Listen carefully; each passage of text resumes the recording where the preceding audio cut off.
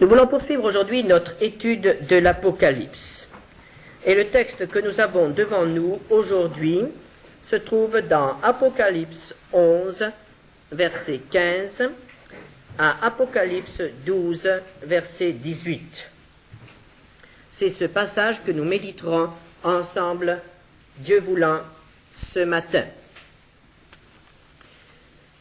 Vous vous souvenez que la dernière fois, nous avons médité ensemble le passage qui parle de la 6e trompette. Cette trompette a annoncé le 2e malheur. Quel sera ce 2e malheur? Il semble qu'il s'agisse d'une grande guerre en Orient ou au Proche-Orient. Une guerre qui déplacera une masse absolument innombrable de troupes, d'hommes. On a une indication ici, les troupes engagées s'élèveront à 200 millions d'hommes. Un véritable déferlement. Lorsqu'il est question de l'Orient ou du Proche-Orient, on pense à Israël. Que devient Israël dans ce conflit? C'est pourquoi nous ne sommes pas du tout étonnés de trouver au chapitre 10 une allusion, une indication concernant Israël. Que se passe-t-il en Israël pendant cette guerre? Il y a là deux hommes, les deux témoins de Dieu, qui exercent un ministère qui sera probablement un ministère destiné à dégager le reste fidèle dont les prophètes ont toujours parlé, le reste, les quelques juifs fidèles qui ne seront pas prêts à capituler devant l'Antichrist.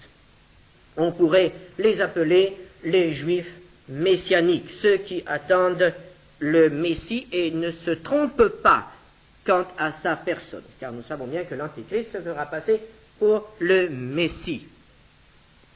Ce 2e malheur durera probablement 3 ans et demi, d'après les indications que nous avons trouvées. Et voici que retentit la 7e trompette. Apocalypse 11, versets 15 à 19.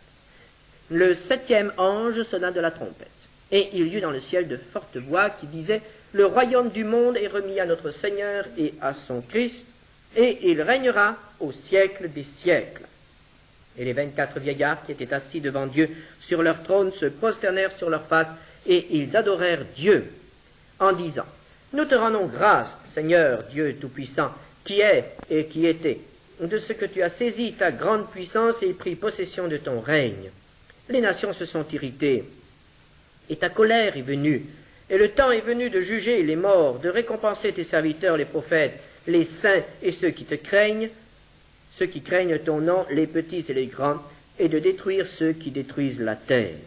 Et le temple de Dieu dans le ciel fut ouvert, et l'arche de son alliance apparut dans son temple. Et il y eut des éclairs, des voix, des tonnerres, un tremblement de terre et une forte grêle. Cette 7e trompette a été annoncée comme étant la trompette de la fin.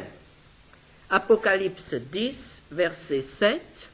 Au jour de la voix du 7e ange, quand il sonnerait de la trompette, le mystère de Dieu s'accomplirait, comme il a annoncé à ses serviteurs, les prophètes. Et l'ange avait dit, en ce temps-là, il n'y aura plus de temps.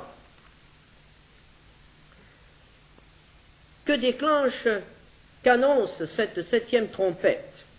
Cette 7e trompette annonce l'établissement du royaume de Dieu. Au verset 15, le royaume du monde est remis à notre Seigneur et à son Christ. Verset 17, nous te rendons grâce, Seigneur, Dieu Tout-Puissant, de ce que tu as saisi ta grande puissance et pris possession de ton règne. Est-ce que cela veut dire que, à ce moment précis, le royaume de Dieu commence sur la terre?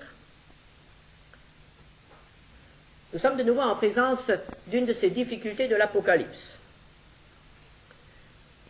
Une des grandes difficultés de l'Apocalypse, c'est que nous essayons toujours de placer les différents éléments qui nous sont donnés dans un ordre chronologique, les uns suivant les autres. Et si nous le faisons, nous disons, bon, mais maintenant c'est le moment où le royaume de Dieu commence sur la terre. Donc l'Antichrist est vaincu. Et lorsque nous continuons à lire, nous voyons que l'Antichrist n'est même pas encore présenté.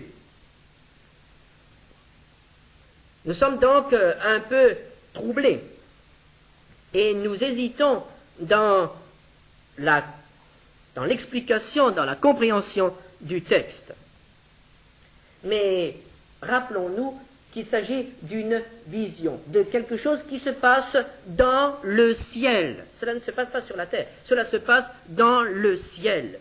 Il s'agit donc d'une annonce prophétique de quelque chose qui va se réaliser dans quelque temps sur la terre. Nous avons un autre exemple, un peu plus loin, au chapitre 14, verset 18. Pardon, verset 8. Un second ange suivit en disant « Elle est tombée, Babylone la grande ».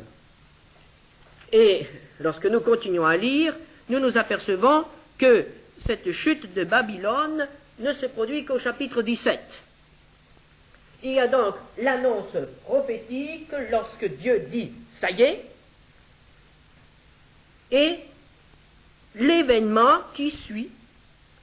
Et il y a forcément dans le temps un certain décalage. Et nous verrons qu'il y a ici un décalage de plusieurs mois entre le moment où au ciel on proclame la venue du règne, la victoire finale de Dieu, et le moment où cette victoire est vraiment manifestée, est vraiment totale sur la terre. La 7e trompette est la trompette de la fin, la dernière trompette des 7. Et elle provoque alors la joie dans le ciel, la joie et l'adoration. Verset 16, les 24 vieillards qui étaient assis devant Dieu sur leur trône se prosternèrent sur leurs faces et ils adorèrent Dieu en disant « Nous te rendons grâce, Seigneur Dieu Tout-Puissant, qui est, qui était, de ce que tu as saisi ta grande puissance et pris possession de ton règne. » Et puis, l'apôtre voit le temple de Dieu dans le ciel s'ouvrir. Verset 19. Et le temple de Dieu dans le ciel fut ouvert. Le temple n'est pas le temple qui sera construit à Jérusalem, c'est le temple dans le ciel. Ce modèle que Moïse a vu et d'après lequel il a construit le tabernacle. Et lorsque le temple dans le ciel s'ouvre, cela montre qu'une ère nouvelle commence. Vous savez que dans l'Ancienne Alliance, la porte, l'accès jusqu'au trône de Dieu, représenté par l'Arche de l'Alliance, était absolument fermé, interdit. Le peuple pouvait s'approcher de l'autel des holocaustes dans le parvis. Les Lévites pouvaient aller de là jusqu'à la porte du temple. Les sacrificateurs pouvaient aller jusqu'à l'autel des parfums et le souverain sacrificateur pouvait aller une fois par an avec le sang du sacrifice jusque en la présence de l'arche de l'Alliance, dans le lieu très saint. Donc, un seul homme pouvait pénétrer une fois par an avec le sang du sacrifice jusqu'à l'arche, jusqu'au trône de Dieu sur terre, là où se trouvait la nuée, la gloire de l'Éternel. Et voici qu'au jour de la mort de Jésus, nous apprenons que le voile s'est déchiré. Le voile qui séparait le lieu très saint du lieu saint. L'accès a donc été ouvert. C'est un accès spirituel. Nous pouvons aujourd'hui, couverts par le sang de Jésus, arriver par la prière jusqu'au Seigneur, jusqu'au trône de Dieu. Mais les Juifs n'ont pas accepté cette déchirure du voile. Je suppose que quelques jours plus tard, on a de nouveau raccommodé le voile. Les Juifs n'ont pas aujourd'hui accès jusqu'à la présence de l'Éternel, puisque cet accès a lieu seulement par le Fils.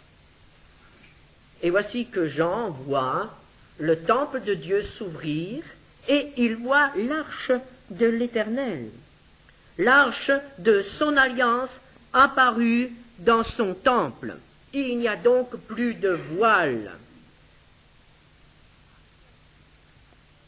Il n'y a plus de séparation entre cette arche de l'alliance et le peuple de Dieu. Et je pense que lorsque les Juifs réaliseront cela,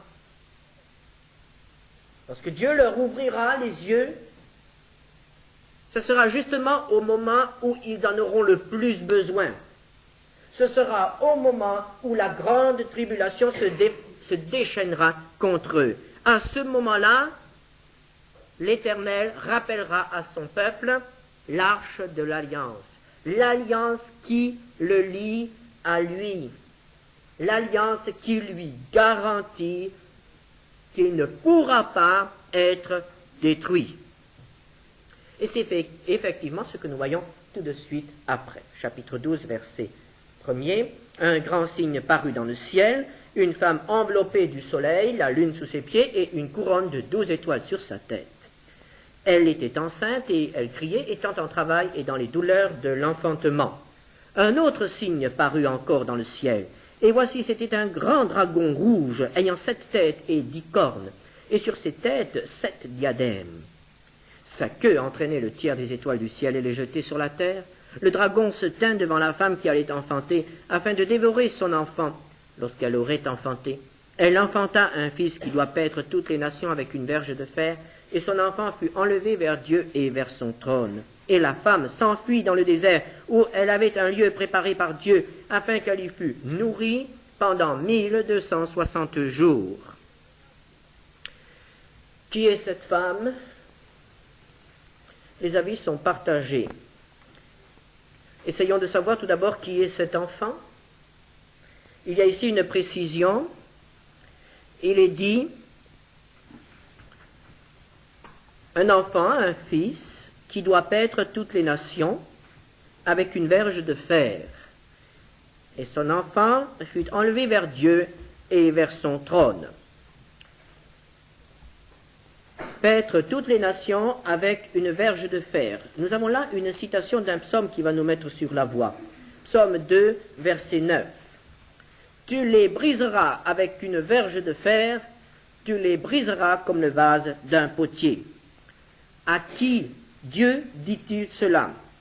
À celui auquel il dit aussi au verset 7, tu es mon fils, je t'ai engendré aujourd'hui. Et habituellement, nous appliquons le psaume 2 au Messie. Il semble donc qu'il s'agisse ici de Jésus. Jésus qui, après avoir expié les péchés des hommes, a été enlevé vers Dieu et vers son trône. Il est bien évident qu'il ne s'agit pas ici de quelque chose qui va avoir lieu. C'est un rappel. C'est un rappel pour nous aider à situer les personnages qui sont présentés ici. Donc si l'enfant est Jésus, qui est la femme, évidemment une réponse peut jaillir aussitôt, c'est Marie.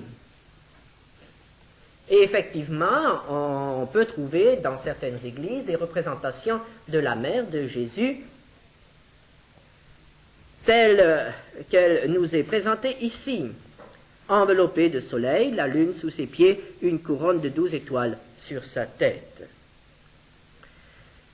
Pouvons-nous dire qu'il s'agit ici de Marie, la mère de Jésus? Non, car on voit très bien que ce qui est dit d'elle ne correspond absolument pas à ce qui a eu lieu, à ce qui s'est passé dans la vie de Marie, la mère de Jésus. Car nous voyons très bien qu'il s'agit ici d'un personnage qui représente un groupe, semble-t-il, pendant une période de 3 ans et demi.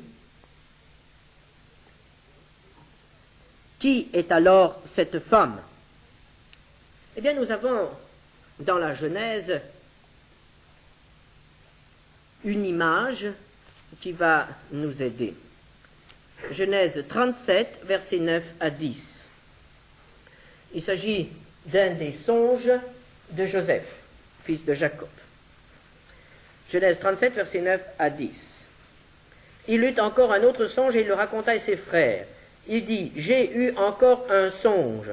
Et voici le soleil, la lune et 11 étoiles se prosternaient devant moi.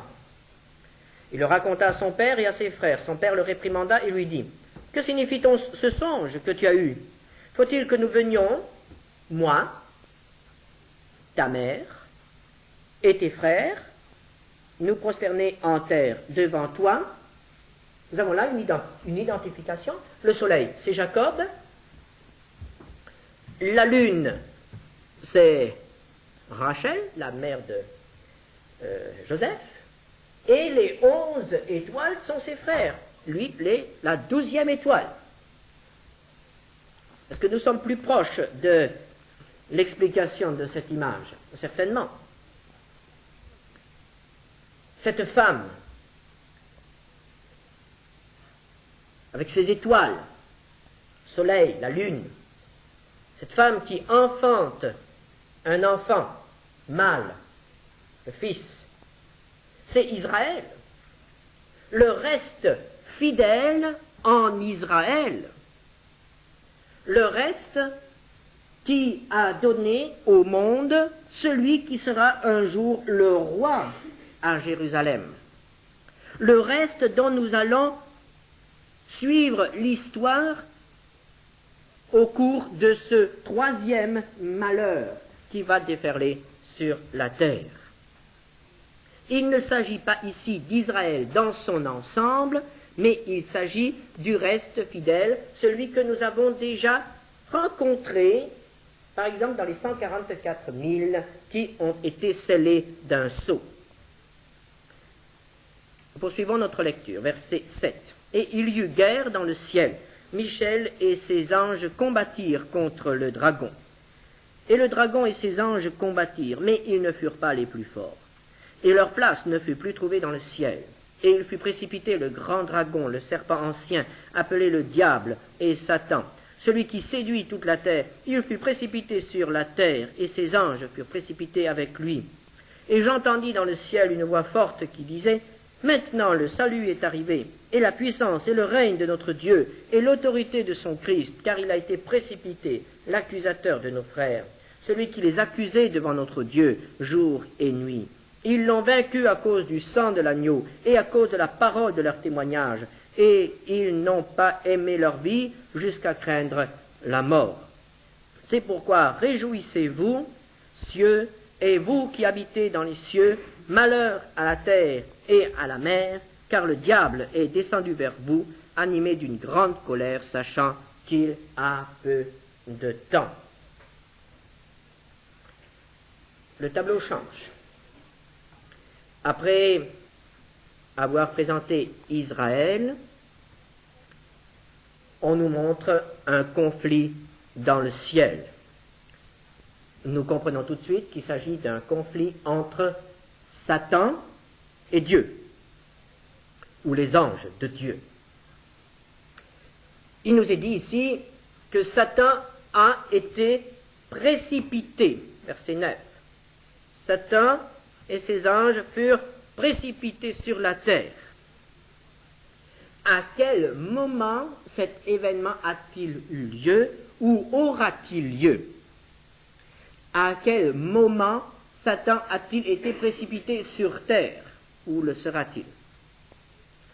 Nous avons une parole de Jésus dans Luc 10, versets 17 à 18. Les 70 revinrent avec joie, disant, « Seigneur, les démons même nous sont soumis en ton nom. » Jésus leur dit, « Je voyais Satan tomber du ciel comme un éclair. » Est-ce à ce moment-là? Est-ce lors du ministère de Jésus sur terre que Satan a été précipité du ciel? Est-ce au moment de son ministère sur terre que le combat a eu lieu dans le ciel entre Satan et Michel? Non, car au moment où Jésus a dit cela, il n'était pas encore crucifié. Satan n'était pas encore vaincu dans les faits. Et nous voyons bien ici que Satan n'est pas encore, à l'heure actuelle, précipité sur la terre. Il est encore dans les lieux célestes, dans les régions célestes. Et l'apôtre Paul, lorsqu'il parle de Satan, plusieurs années après la mort de Jésus, parle encore de Satan comme le prince de ce monde, comme celui qui agit dans les lieux célestes. Donc ce que Jésus a annoncé à ses disciples, dans Luc 10, c'était la victoire finale. Ce qui se passait de leur jour annonçait la victoire finale du Fils sur le rebelle. Et je pense que nous pouvons situer ce conflit et la défaite de Satan dans l'ordre chronologique qui semble apparaître ici, c'est-à-dire lors de la 7e trompette. Et c'est pourquoi le son de la 7e trompette déclenche la joie au ciel. Parce que c'est le moment où Satan va être expulsé du ciel. Il est dit qu'il y eut une grande guerre dans le ciel. Michel et ses anges combattirent contre le dragon et ses anges, c'est-à-dire les démons. Les anges contre les démons. Au verset 3, le dragon est présenté comme entraînant, verset 4, le tiers des étoiles du ciel. Et on peut bien penser que ce tiers des étoiles représente en réalité le tiers des anges. Les anges qui se sont révoltés contre l'autorité et la souveraineté de Dieu. Un conflit terrible dans les lieux célestes. Nous ne pouvons pas nous imaginer, frères et sœurs, ce qui se passe au ciel. Et bien des choses qui nous paraissent obscures, qui nous paraissent incompréhensibles dans notre vie ou dans l'histoire du monde, bien des drames ou des retards trouvent leur explication dans ces conflits célestes. Michel et ses anges. Ce n'est pas la première fois que Michel apparaît dans la Bible. Chapitre 12 du prophète Daniel, verset 1er. En ce temps-là se lèvera Michaël, c'est-à-dire Michel, le grand chef, le défenseur des enfants de ton peuple. Et ce sera une époque de détresse telle qu'il n'y en a point eu depuis que les nations existent jusqu'à cette époque. En ce temps-là, ceux de ton peuple qui seront trouvés inscrits dans le livre seront sauvés. Il est donc montré à Daniel que dans les derniers temps, au moment d'une très grande épreuve pour le peuple d'Israël, un ange nommé Michel ou Michael interviendra en sa faveur. Dans Daniel 10, verset 12,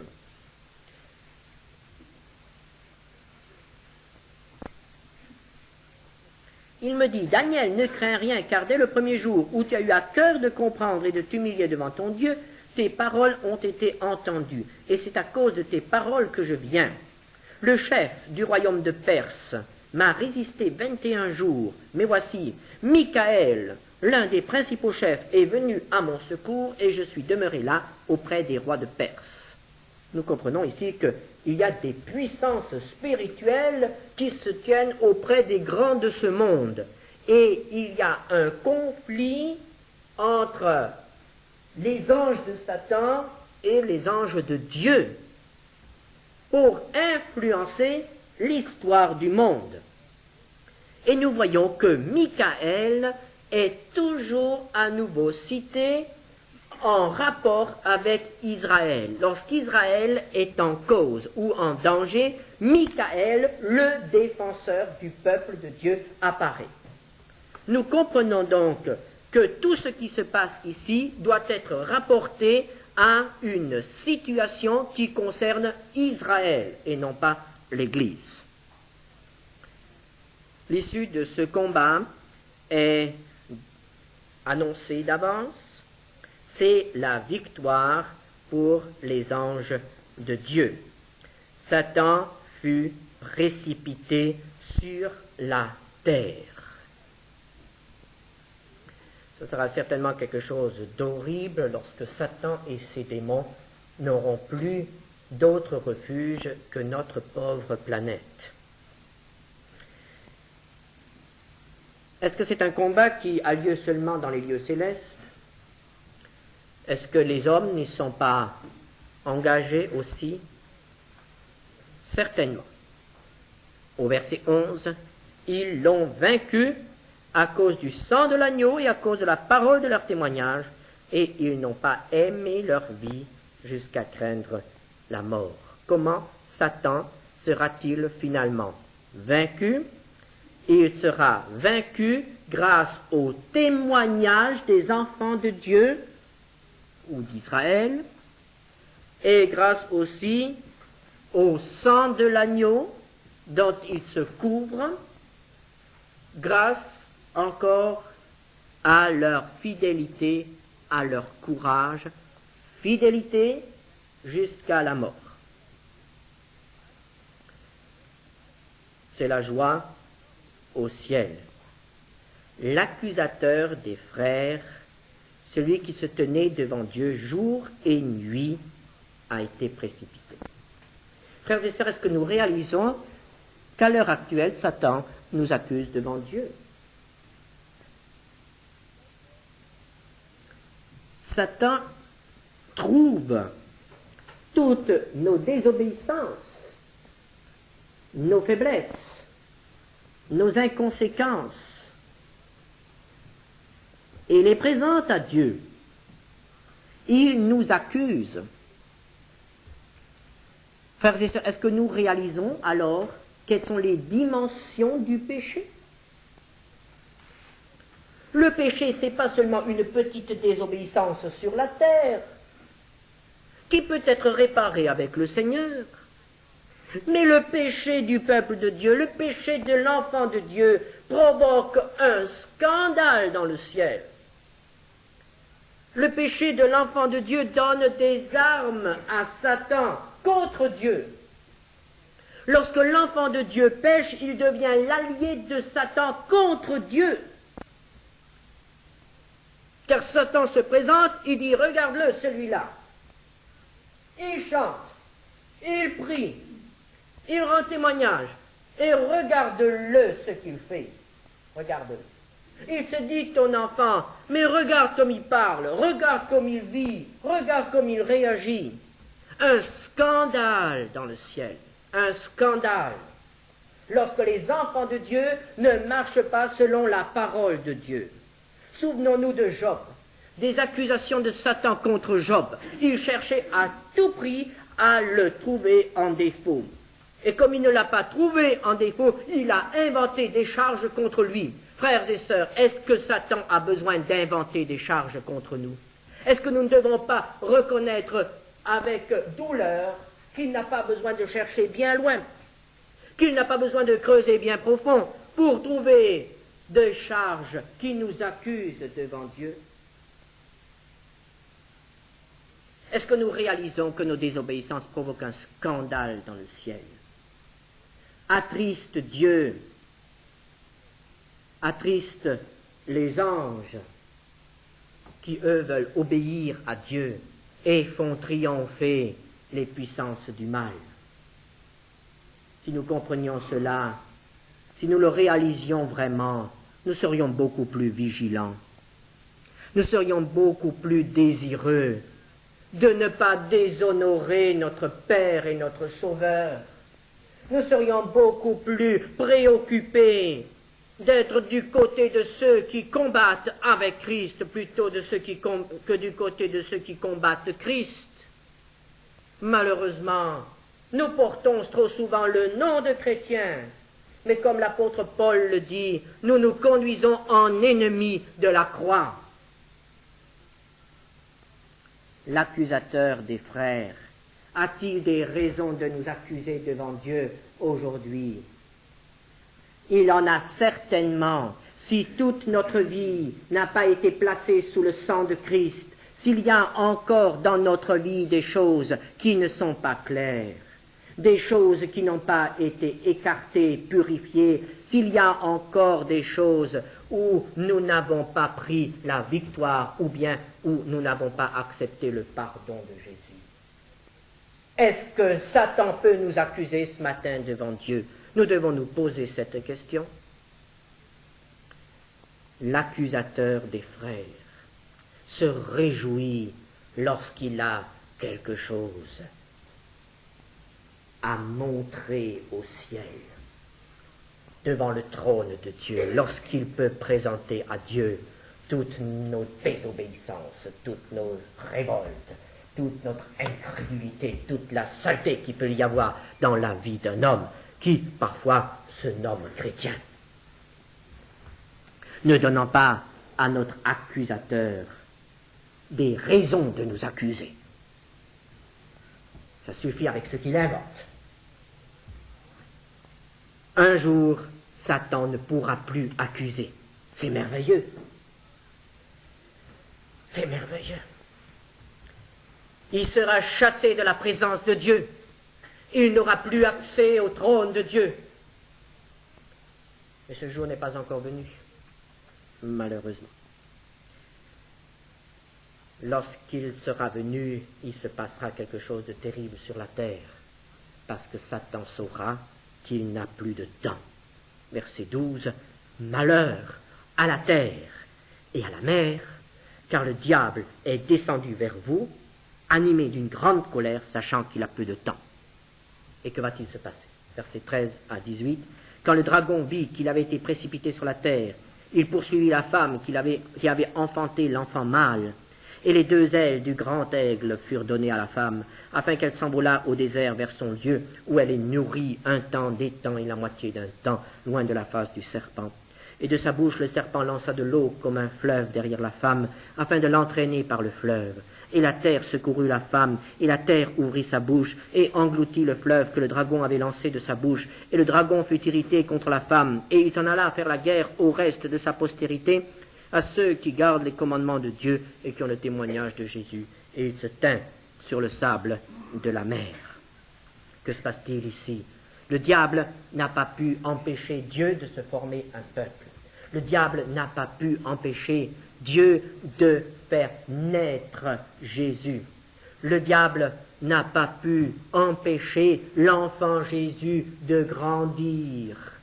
Le diable n'a pas pu empêcher Jésus d'être fidèle au commandement de Dieu. Le diable n'a pas pu empêcher Jésus de donner sa vie pour racheter les hommes. Le diable n'a pas pu empêcher la naissance de l'Église. Le diable n'a pas pu écarté, écrasé l'Église jusqu'à ce jour. L'Église sera enlevée sans que le diable parvienne à la vaincre. Alors, qui restera-t-il sur la terre?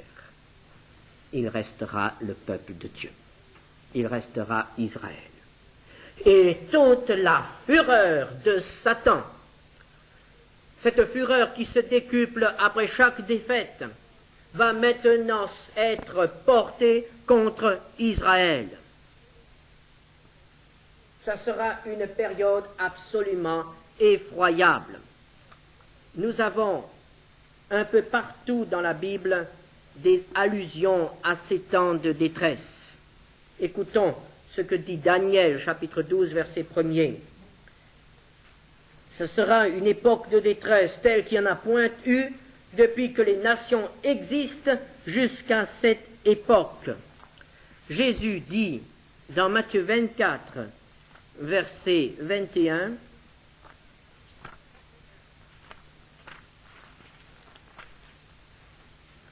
car alors la détresse sera si grande qu'il n'y en a point eu de pareil depuis le commencement du monde jusqu'à présent, et qu'il n'y en aura jamais. Tout ce qu'Israël a déjà connu dans le passé, sous Antiochus Épiphane, sous Hitler, 6 millions de Juifs massacrés, Jésus dit que la dernière période les dépassera toutes. Nous ne pouvons pas nous imaginer tout ce qu'a été l'horreur dans les camps d'extermination. Mais la Bible nous avertit que pendant la grande tribulation, cette horreur sera dépassée. Il n'y a jamais eu et il n'y aura plus aucune période aussi sombre, aussi tragique pour Israël. Pendant combien de temps? La période nous est indiquée au verset 14. Elle est nourrie un temps, des temps et la moitié d'un temps, loin de la face du serpent, c'est-à-dire 3 ans et demi. Et c'est exactement la même période que nous retrouvons chez Daniel. C'est donc la deuxième partie de la 70e semaine de Daniel. 3 ans et demi. Et le Seigneur dit que si ce temps de détresse n'était pas abrégé, nul ne serait sauvé. Matthieu 24, verset 22, et si ces jours n'étaient abrégés, personne ne serait sauvé, mais à cause des élus, ces jours seront abrégés.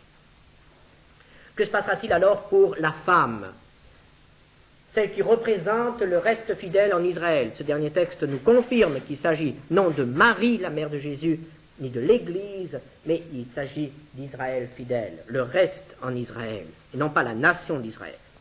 Il est dit ici qu'elle s'enfuit au désert, Apocalypse 12, verset 6.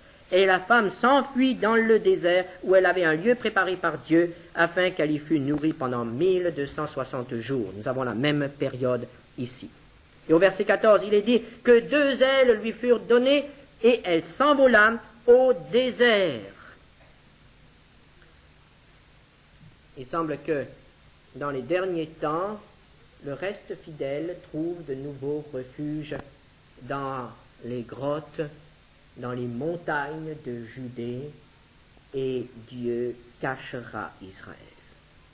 Dieu cachera le reste, comme il a su cacher l'Église au temps des persécutions.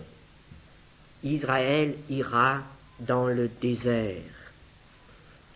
Et le Seigneur Jésus, en parlant de cette époque, montre la soudaineté du danger. Matthieu 24, verset 15.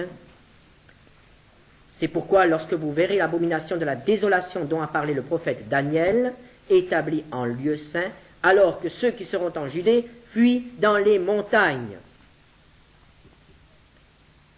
Et Jésus dit que ceux qui fuient ne prennent même pas le temps de rentrer encore dans la maison pour prendre un manteau. La fuite doit être immédiate. Israël sera dans le désert et Dieu protégera son peuple. Il est dit que le serpent lança de l'eau comme un fleuve, mais la terre ouvrit sa bouche et engloutit le fleuve. Écoutons ce que dit le prophète Ésaïe. Dans Ésaïe au chapitre 26, verset 20.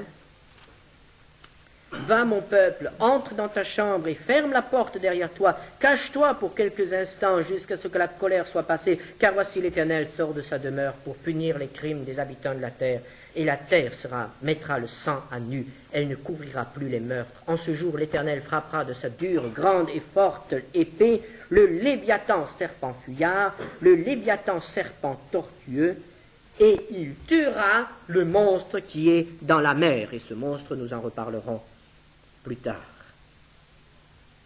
C'est ce que la Bible appelle la tribulation de Jacob, la grande tribulation, qui durera 3 années et demie, qui marquera la fin du règne de l'Antichrist, la fin de notre civilisation. Jésus lui-même viendra à la fin de ces 3 années et demie pour établir la paix et la justice sur la terre. Mais ce sera un temps extrêmement difficile et il faut que nous nous en souvenions lorsque nous pensons à Israël.